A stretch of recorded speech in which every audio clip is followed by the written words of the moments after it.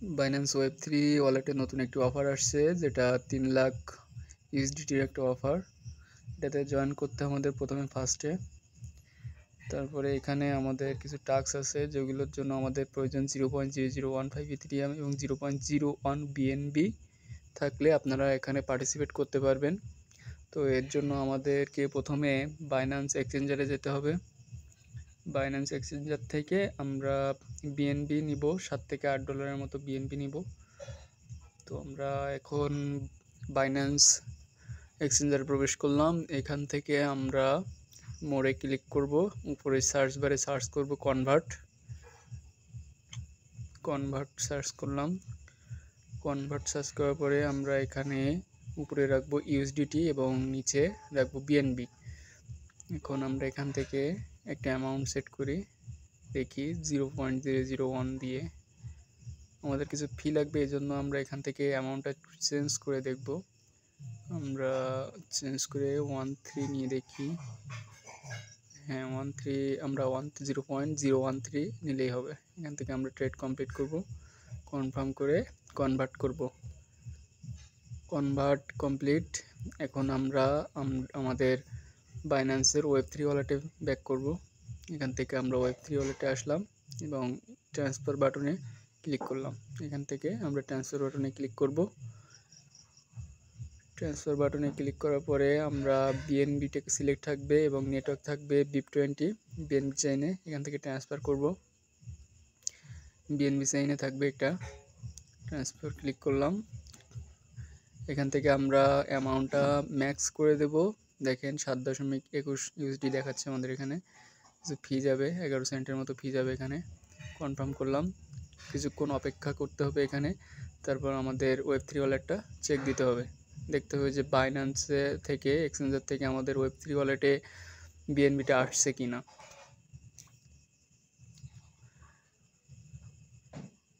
একটু অপেক্ষা করি আমরা। এখানে ডিসকভারি অপশানে আমাদের OWLTO যে অফারটা এখনও 13 দিন আছে। আমরা আরেকবার রিফ্রেশ করি, উপরে নোটিফিকেশানটা চেক করি। হ্যাঁ, রিসিভ হয়েছে। এখানে আমাদের বিএনবিটা রিসিভ হয়েছে। এই যে আমাদের বিএনবিটা এখানে দেখাচ্ছে। এখন আমরা অফারটিতে ঢুকলাম। এখান থেকে আমরা ব্রিজে ক্লিক করব, ব্রিজ নাও ক্লিক করব।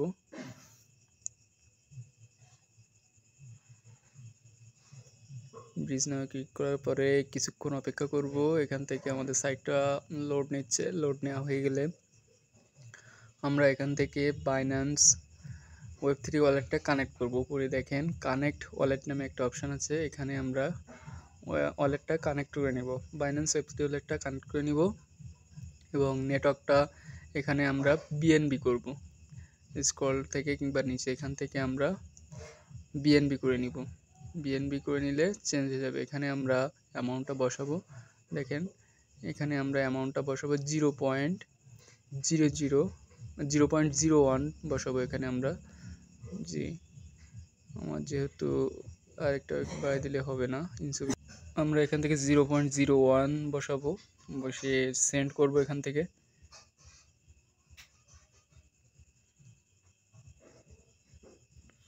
এখানে সেন্ড করার পরে এখানে $0.01 মতো ফি লাগবে আমাদের। এখান থেকে কনফার্ম করব।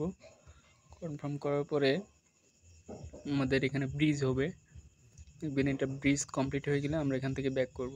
এখানে ব্রিজ হচ্ছে V1 এক্সপ্লোরার এবং ব্লক কনফার্মেশন। এখান থেকে ব্রিজ হয়ে গেলে এটা ব্রিজ কমপ্লিট। দেখেন ভেরিফাইড টিক চিহ্ন চলে আসছে এবং নিচে দেখেন একটা পয়েন্ট দেখাচ্ছে। পয়েন্টের উপরে আমাদের কিন্তু রিওয়ার্ডটা দিবে।